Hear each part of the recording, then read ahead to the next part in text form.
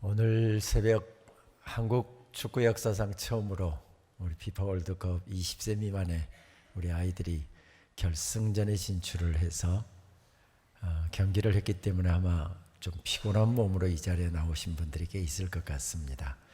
안타깝게도 우승은 하지 못했지만 그러나 그 자리에 오기까지 승승장구하면서 역전의 드라마를 계속 연출했기 때문에 그런 아이들이 서 있다는 것이 참 행복했고 자랑스러웠습니다.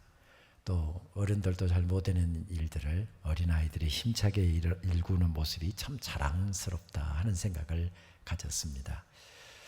세상에는 이런 자랑스럽고 아름다운 것들이 참 많이 있지요. 여러분 혹시 계망초라고 하는 들꽃을 아시는지요?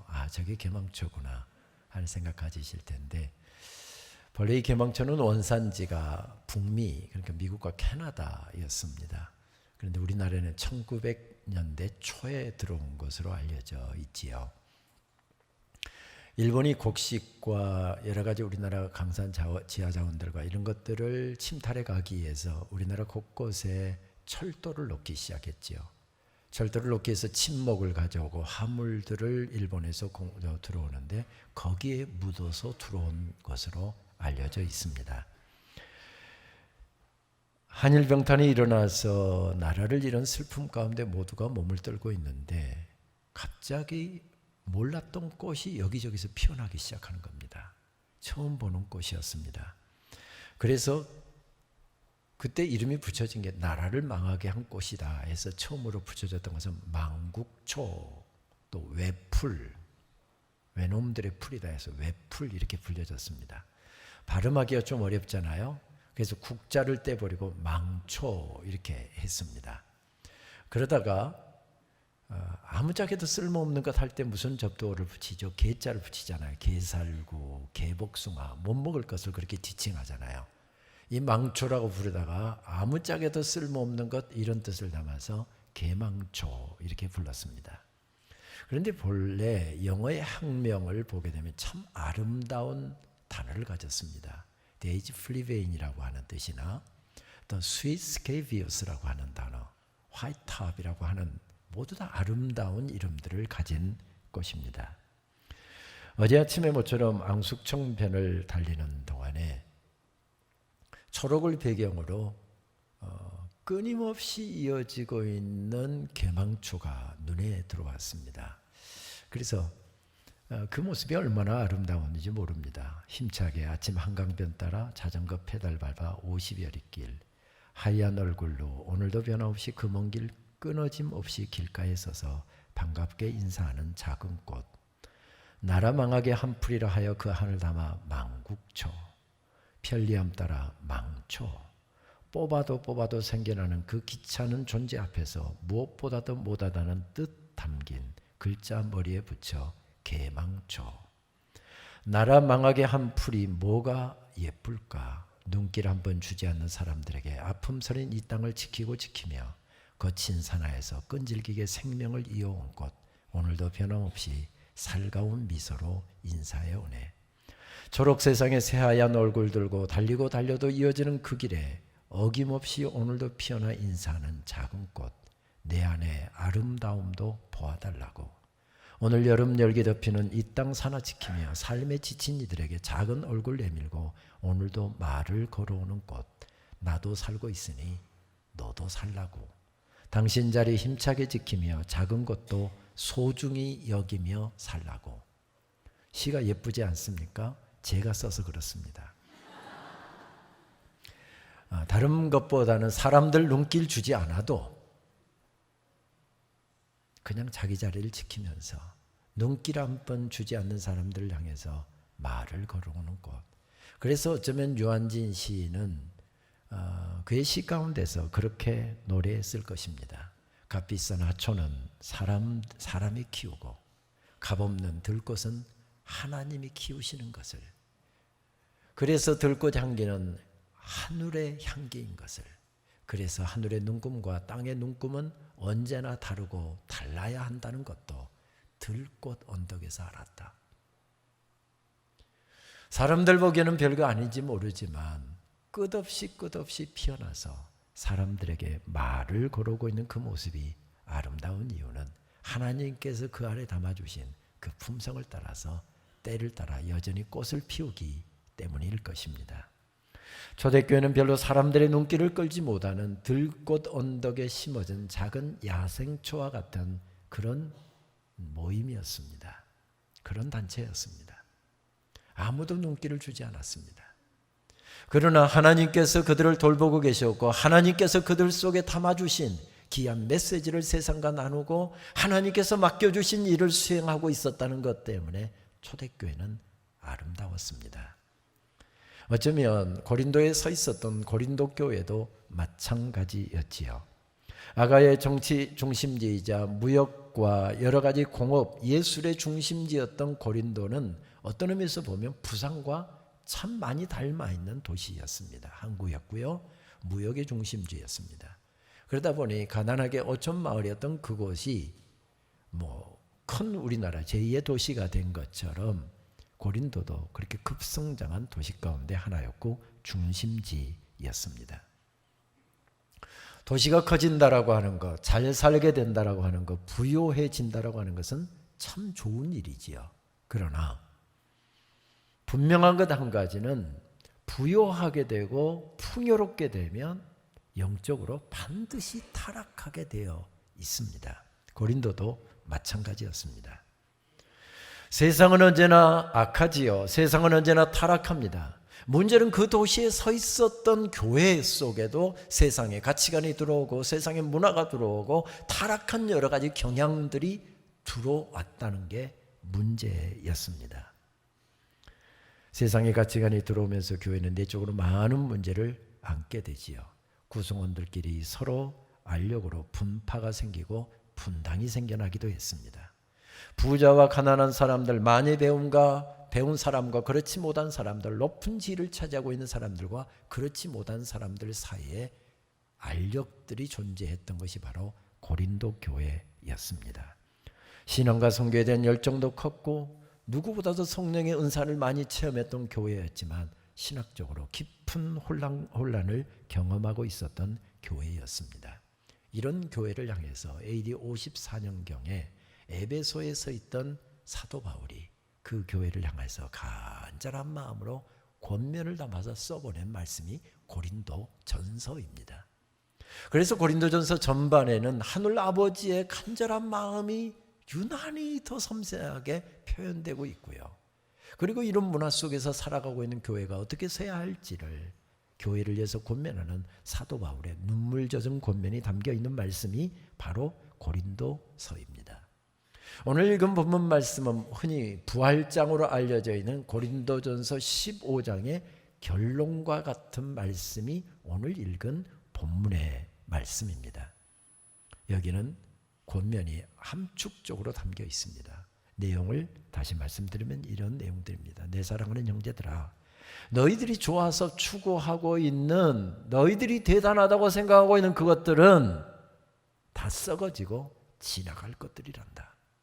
내가 대단하다, 누가 대단하다, 내가 돈이 더 많다, 누가 더 잘 산다, 누가 더 높다, 누가 더 신앙생활 잘한다, 누가 더 큰 은사 받았다, 이것들은 하나님 나라를 유업으로 받을 것이 되지 못하고 다 썩어지고 없어질 것이란다. 쉬운 말로 하면 이런 내용이 담겨 있습니다. 50절 이후부터 나오는 말씀이죠. 무슨 내용이죠? 썩을 것이 있고 썩지 않을 것이 있다는 것입니다. 교회가 썩을 것을 붙잡고 그것에 이 모든 힘을 쏟고 에너지를 그곳에 쏟고 있다고 한다면 교회도 잘못되고 성도들도 잘못될 수밖에 없다는 말씀입니다. 그러면 교회가 관심을 두어야 될 것이 무엇이라는 이야기죠? 썩지 않을 것에 마음을 두고 거기에 힘과 에너지와 예산이 쏟아져야 교회는 건강할 수 있다. 이런 말씀을 주고 있지요. 썩을 것, 영원할 것이 있다는 말씀입니다. 세상의 모든 것은 다 헛되고 헛되다는 허무주의를 이야기한 것이 아닙니다. 이 세상 것은 다 소용이 없고 하늘나라 내세 것만 중요하다라고 하는 이율론을 이야기하는 것도 아닙니다. 교회가 어떤 가치관을 가지고 하나님의 백성이 된 사람들이 무엇을 중요하게 여기면서 살아야 할지를 권면해 주시는 말씀이지요. 정말 귀하고 소중한 것이 있다. 영원한 것이 있다. 하나님께서 기뻐하시는 것, 하나님께서 미소 짓는 것이 있다. 이런 말씀이지요. 다시 말씀드리면 교회는 거기에 온 마음을 두고 살아야 건강한 교회, 하나님 미소 짓는 교회가 될 수 있다. 이런 말씀입니다. 몇 년 전 미국 중부 지역을 지나가다가 일부러 저는 시카고에 3시간, 4시간을 더 돌아서 가야 했지만 일부러 시카고에 들린 적이 있습니다. 시카고 외곽에 있는 휘튼 칼리지라고 하는 학교를 방문하기 위해서였습니다. 좋은 기독교 명문 가운데 한 학교이지요. 그 대학 출신의 빌리그람을 포함해서 많은 유수한 기독교 지도자들이 그 학교 출신입니다만은 특별히 제가 좋아하는 한 선교사님의 기록을 찾기 위해서였습니다. 1956년 1월 8일에 29살의 젊은 나이로 얼마 전 우리 월드컵 팀하고 8강전을 했습니까? 4강전을 했으면 에콰도르라고 하는 도시에 그곳에 가서 복음을 전하다가 원주민들의 독침 공격을 받고 순교를 한 짐 엘리엇 선교사의 기록을 좀 찾아보기 위해서였습니다.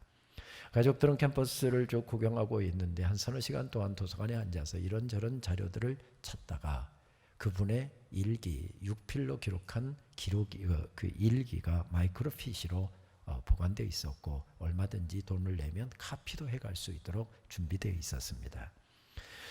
그 일기를 내려가던 중에 숨이 멎는 듯 하는 느낌이 든 한 구절을 읽으면서 저는 페이지를 더 넘기지를 못했습니다.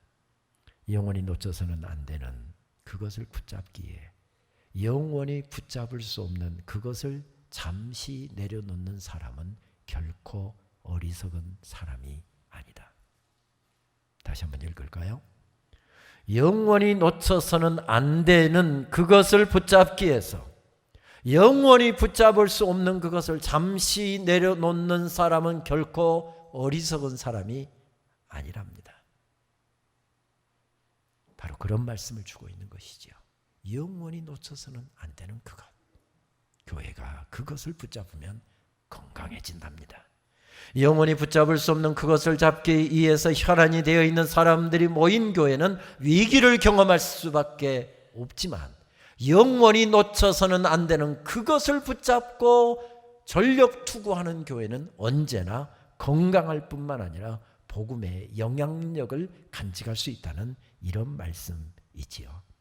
오늘 말씀은 영원히 붙잡을 수 없는 그것을 썩을 것이라고 설명합니다. 썩을 것과 썩지 않을 것.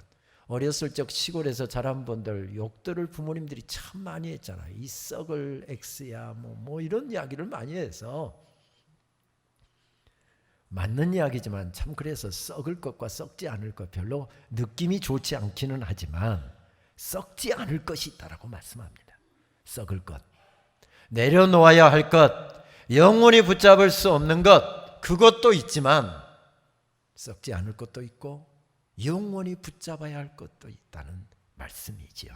그것이 바로 50절에서 53절에서 계속해서 반복해서 들려줍니다. 그런데 얼핏 보기에는 그것이 세상적으로는 차이가 안 납니다. 그것이 그것이고 그것이 그것 같습니다. 어느 경우에는 이것이 더 좋아 보이기도 합니다. 서울 사람들은 잘 구분을 못하던데 부산 사람들은 잘 명확하게 구분을 할 것 같은데 여러분 혹시 국수하고 국시하고의 차이점을 알고 계십니까? 국수는 밀가루로 만들었고 국시는 밀가리로 만들었다고 이야기를 하더군요. 그럼 밀가루와 밀가리의 차이는 뭘까요? 밀가루는 봉지에 담겼고 밀가리는 봉다리에 담겼고. 그럼 봉지하고 봉다리의 차이는 뭘까요? 봉지는 가게에서 팔고 봉다리는 전방에서 팔고. 그럼 가게하고 전방의 차이는 뭘까요? 가게에는 아주머니가 앉아서 지키고 있고 전방에는 아지매가 앉아서 지키고 있고. 그럼 아주머니와 아지매의 차이는 무엇일까요? 아주머니는 아기를 업고 있고 아지매는 얼라를 업고 있고. 아기와 얼라의 차이는 그럼 무엇일까요? 아기는 누워서 자고 있고 얼라는 디비져 자고 있고. 서울 사람들은 이거 잘 구분을 못 하더군요. 똑같은 말입니다. 똑같은 말입니다. 차이 없습니다. 썩을 것과 썩지 않을 것도 우리가 직장에서 일하다 보면 한 주간 교회 예배 자리를 나가서 여러 가지 삶의 현장에서 살아가다 보면 차이 안 납니다. 똑같습니다. 그러나 썩을 것과 썩지 않을 것 비슷하게 보이지만 당장 차이가 나지 않겠지만 성경은 뭐라고 말씀합니까? 180도 다른 것이다. 완전히 다른 것이다. 이렇게 말씀하고 있습니다. 그래서 교회에게,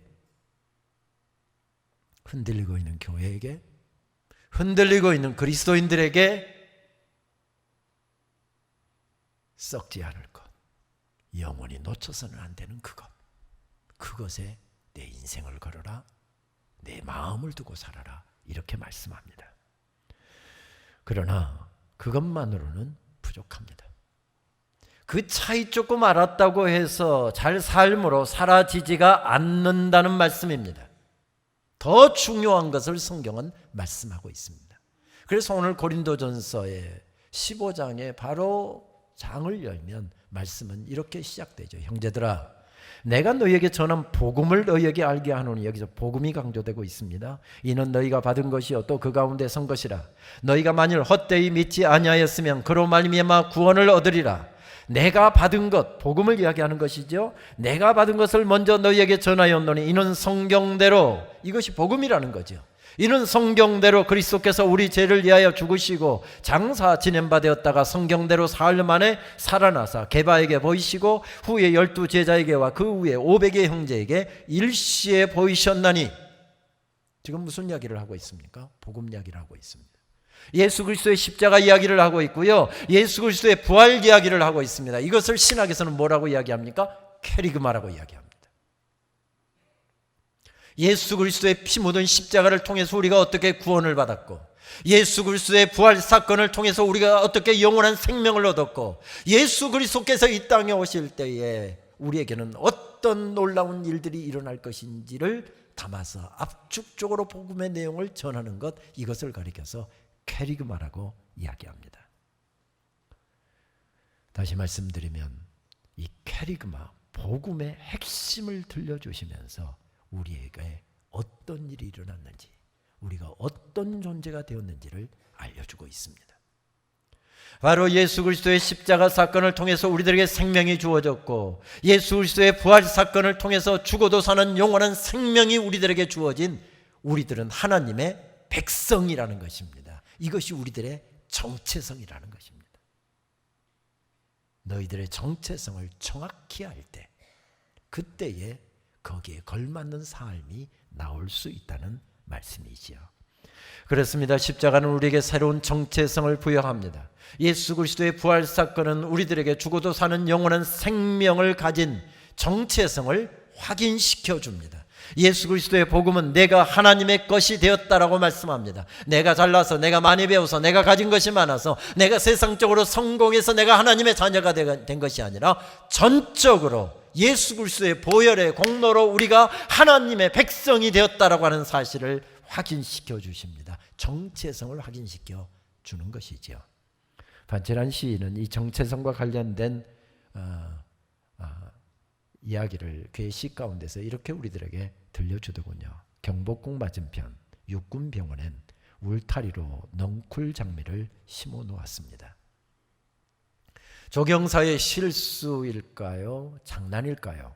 붉고 탐스러운 넝쿨 장미가 만발한 5월, 그 틈에 수줍게 내민 작고 흰 입술을 보고서야 그중 한 포기가 찔레인 줄을 알았습니다.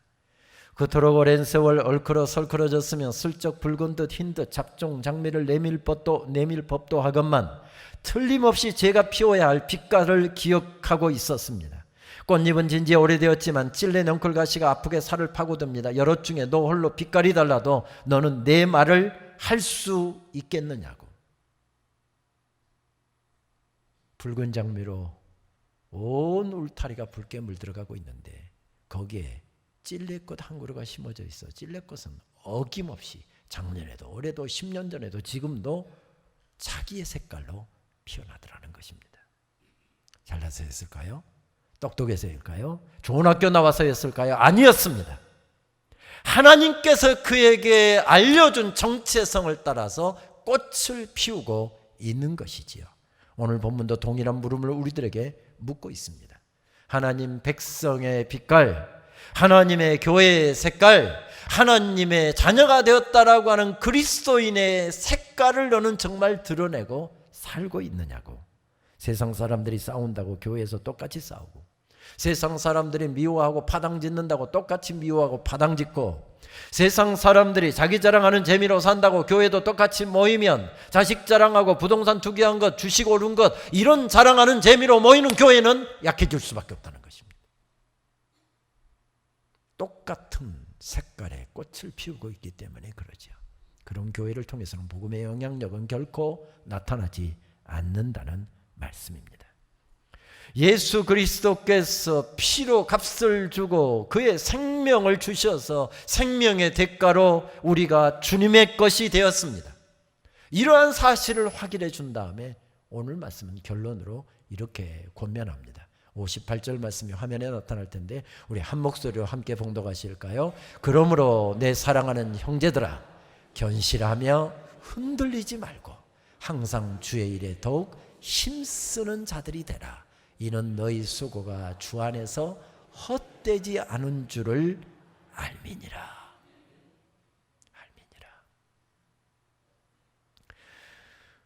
주님께서 기뻐하시는 그것을 붙들고 10년 전에도 달렸고 지금도 달리고 있다고 한다면 내 인생 다하는 그날까지 끝까지 그 색깔로, 그 자세로 변질되지 말고 그렇게 달리라는 것입니다. 왜냐하면 너희 수고가 주 안에서 하나도 헛되지 않은 줄을 우리가 알고 있기 때문이라는 것입니다. 제가 몸담고 있는 장로회 신학대학교 본관 3층 벽과 4층 교수 회의실에 가면 한국교회 첫 목사들인 장로회 신학대학교 1기 졸업생 사진이 걸려 있습니다. 놀라운 한국교회 부흥을 주도했던 주역들이었죠. 그리고 저 중에 7분 가운데에서 2분은 우리 민족대표 33인의 이름을 올리기도 했습니다. 한석진, 이기풍, 길선주, 송인서, 방기창, 서경조, 양전백 목사님의 모습입니다. 1907년에 1기 졸업생이 나온 다음에 지난 2월 달에 112기 졸업생을 교회로 사역지로 파송을 했습니다. 그런데 100여 년이 지나가자 그들은 이제 빛바랜 흑백 사진으로 놓여 있습니다. 바쁘게 강의실 가고 어디로 이동하다 보니 학생들도 교수들도 사진이 걸려 있으나 눈길 한번 주지 않은 채 스쳐 지나갑니다. 그런데 오늘 말씀은 뭐라고 말씀합니까? 혹시 사람들은 몰라줘도, 혹시 사람들은 그냥 지나쳐도, 혹시 사람들은 그 아름다운 색깔로 변함없이 꽃을 피우고 있어도 눈길 한번 주지 않고 지나친다 할지라도 하나님은 기억하신다는 것입니다. 하나님은 알고 계신다는 것입니다.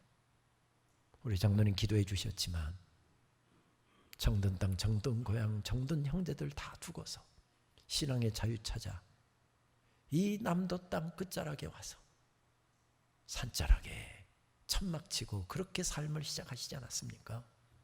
다 먹어도 부족하고 다 먹여도 부족한 시절에 허리띠 졸라매가면서 주님께 드려 이 아름다운 교회를 건축하시고 지금까지 신실하게 주님 섬겨오셨습니다.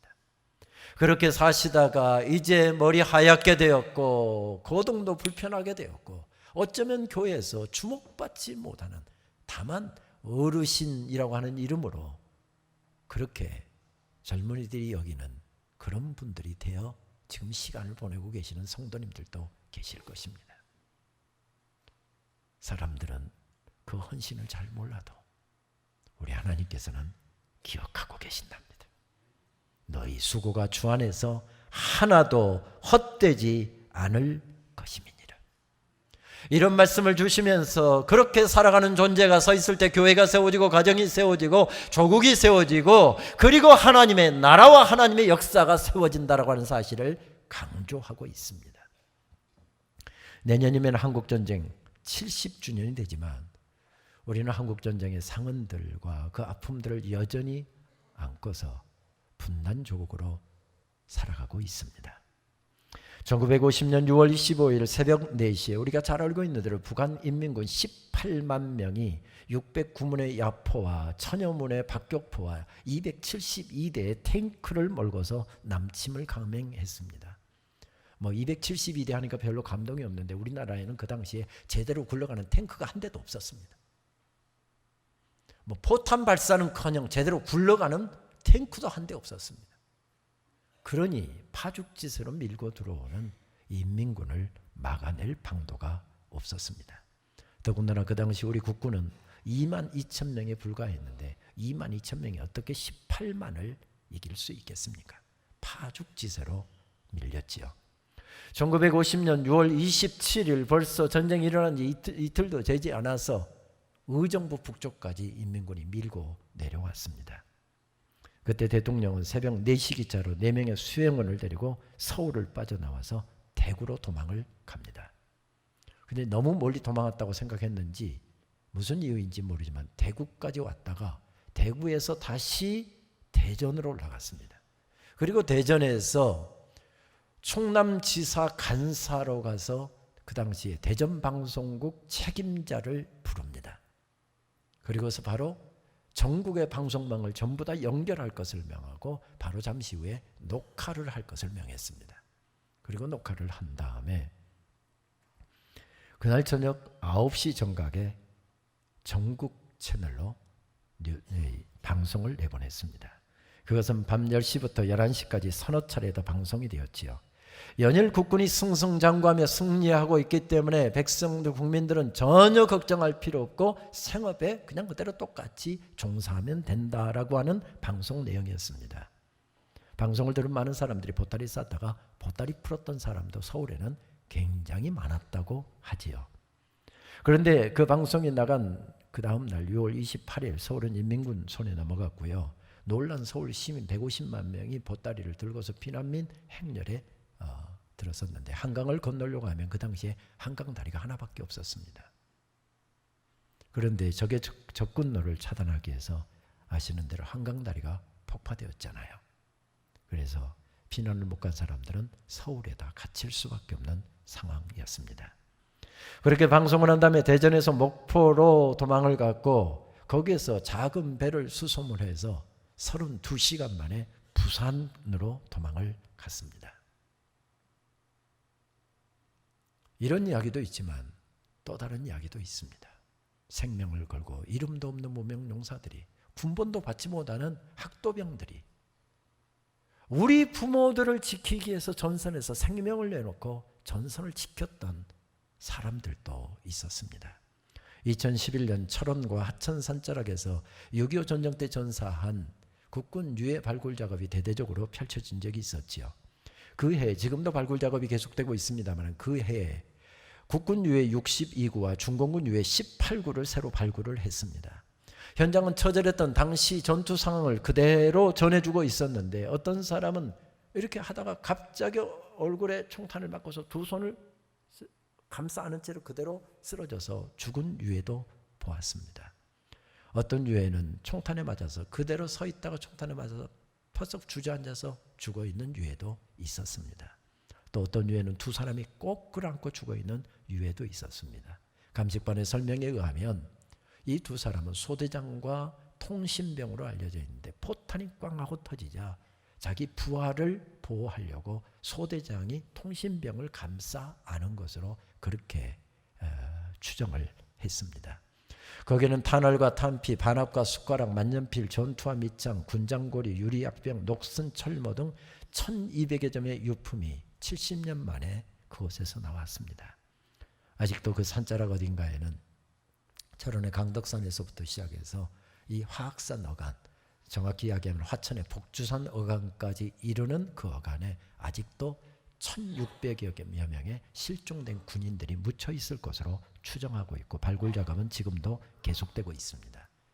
이 일대는 1951년 4월 달 중공군 5차 공세 때에 중공군 4개 사단 약 2만 5천 명의 병력과 맞서 싸우던 국군 6사단이 전멸했던 지역이기도 합니다. 소위 사창리 전투로 알려져 있는 그런 전사 이야기이지요.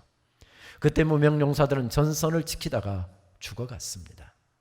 그런 사람들이 있었기에 그 위대한 시기에 나라가 조국이 세워졌다는 이야기이지요. 저는 바로 그 지역에서 군복무를 했습니다. 한 보병연대의 소총 소대장과 대대 참모 그리고 중대장을 하면서 바로 그 산하를 누볐습니다. 특별히 소대장 당시에 전쟁이 일어나면 저희 소대원들을 데리고 바로 제가 투입돼야 될 거. 그래서 한 달에 몇 번씩 거기에 투입 훈련을 하고 방어 훈련을 하고 진지 보수를 했던 바로 그 자리가 6사단이 전멸되었던 바로 그 자리가 제가 지휘하는 저희 바로 진지였습니다. 3년여 동안 산하를 눕히면서 나라를 지키기에 온몸을 다진 그 선배들을 참 많이 생각했습니다. 저런 광덕산에서부터 밀리기 시작해서 가평 화학산까지 이어졌던 사창리 전투에서 살아남은 부대원들은 몇 되지 않았습니다. 그래서 6사단은 해체될 수밖에 없는 그런 상황 가운데 서 있었지요. 그런데 병력을 보충받아서 부대를 다시 정비했습니다. 그리고 워낙 전선이 지금 파죽지세로 밀리고 있었기 때문에 그 부대가 간단하게 실탄 어떻게 장전하고 어떻게 총 쏘는 거 간단한 교육받고 그리고서 바로 투입됐는데 그 6사단이 용문산 전투와 화천 파라오 전투에 투입되었습니다.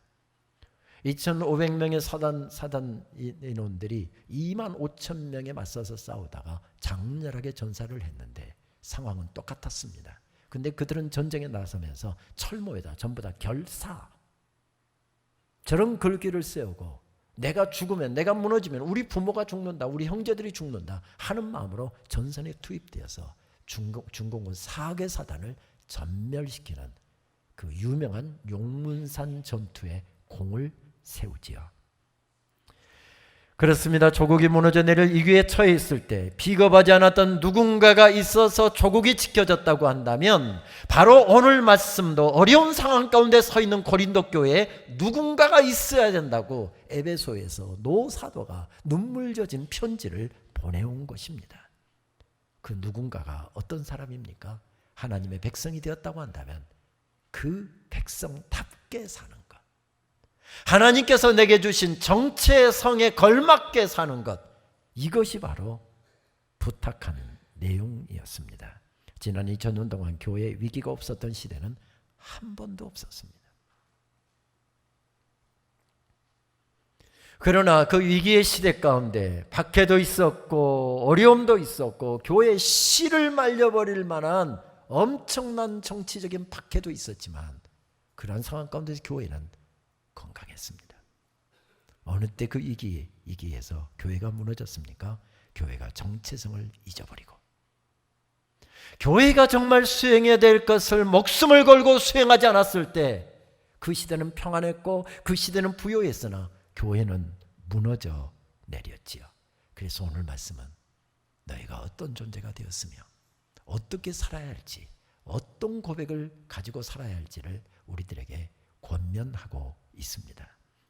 몇 년 전 저는 미국 LA의 한 학교에 목회 신학박사 과정 집중 강의와 한두 한인교회에서의 집회 부탁을 받고 미국에서 한 달 반 정도의 일정을 보낸 적이 있습니다.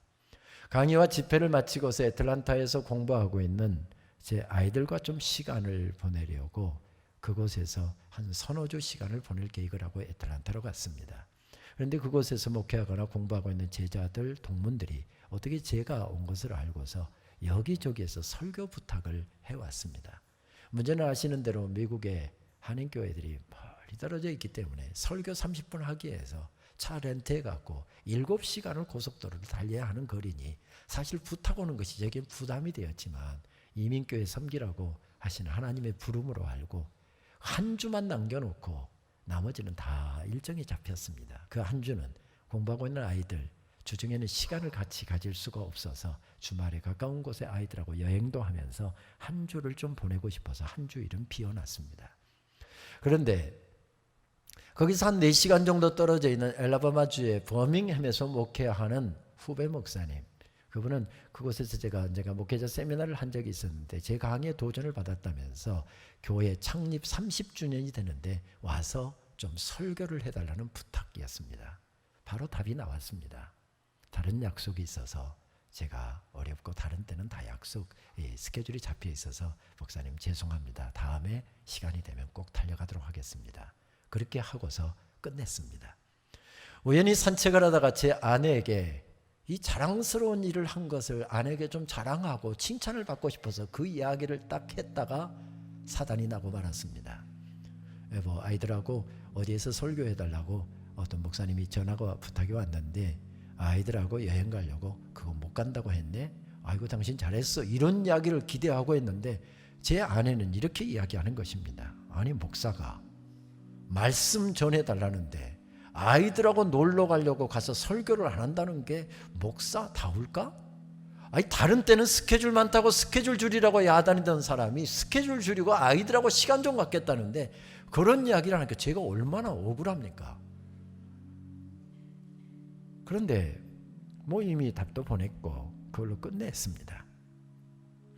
그런데 문제는 새벽에 엎드려 기도할 때 문제가 생겼습니다. 자꾸 아내 말이 생각나고 거기다가 목사님이 내가 못 간다고 했더니 메일에 답장이 왔는데 마지막 부분에다가 교수님 정말 아쉽습니다.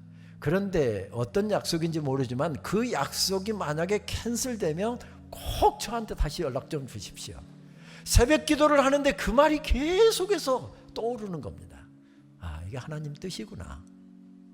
그래서 바로 새벽 기도 마치고서 가겠다고 그 약속 캔슬하고 가겠다고 메일을 보냈습니다.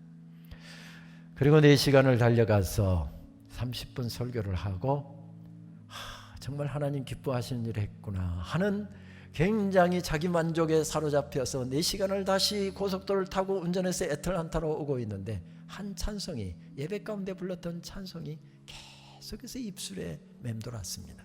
그 찬송을 계속 중얼거리면서 오다가 하나님께서 깨닫게 하신 게 있었습니다. 김 목사, 내가 그 교회에 필요해서 너를 보낸 것이 아니라 그 교회가 너에게 필요해서 보냈느니라. 그 예배 가운데서 불렀던 한 찬송을 계속 부르게 하시면서 하나님께서 제게 말을 걸어오시는 것입니다. 너의 꿈은 무엇이냐? 내가 추구하는 것은 무엇이냐? 그 예배 가운데 불렀던 찬송은 우리 선교하시는 교회니까 많이 부르는 찬송이겠습니다마는 정유성 목사라고 하는 분이 작사 작곡한 큰 꿈은 없습니다라고 하는 찬송이었습니다. 큰 꿈은 없습니다. 눈물로 뿌린 씨앗들 세상을 뒤덮지 않아도 여전히 충분합니다. 큰 꿈은 없습니다. 맡겨주신 영혼들 그들을 사랑하고 섬기면 그것만으로 난 충분합니다. 그래도 한 꿈은 있습니다. 생명의 말씀을 안고 푸른 들판을 사는 이들 그 안에 꿈을 봅니다. 한 꿈은 있습니다. 하늘 보자 버리고 낮아져 이 땅에 오신 주님, 주님만이 나의 꿈이십니다. 주님만이 내 사랑입니다. 세상을 내려놓고 엎드려오니 그런 나를 사용하시는 주님만이 나의 꿈이십니다. 너도 이 고백할 수 있겠느냐? 주님의 물음이었습니다. 아시는 대로 이 찬양은 정유성 목사, 미국에서 목회하는 정유성 목사가 아프리카 한 선교지에 갔다가 새벽에 기도하고 앉아서 큐티하는데 새벽부터 열심히 뛰시는 30년 전에 한 부족을 가슴에 안고 달려와서 30년 동안 사역하고 은퇴를 앞둔 노 여자 선교사님이 새벽부터 교인들을 돌보고 하시는 모습을 보면서 30년을 했으나 부족들 바뀐 거 아무것도 없습니다. 거기에 작은 학교 세운 것, 유치원 하나 세운 것 외에는, 교회 하나 세우는 것 외에는 아무런 변화도 없는 그곳에서 30년 세월을 보내고, 그리고 이제 마지막까지도 그렇게 보내는 모습을 보면서 하나님께서 주신 가사와 곡을 받아 적은 찬송이라고 하지요. 그동안 주님 기뻐하시는 썩지 않을 것, 영원할 것, 놓쳐서는 안 되는 그것을 붙잡고 달려오신 우리 산성교회가 주님 나라에 가는 그날까지, 주님 오시는 그날까지 이 고백 더 새로워서 주님 기뻐하시는 그런 교회가 되었으면 좋겠습니다. 이제 이 고백을 우리 함께 드릴 텐데 먼저 독창자가 앞부분을 먼저 고백으로 올려드리겠습니다.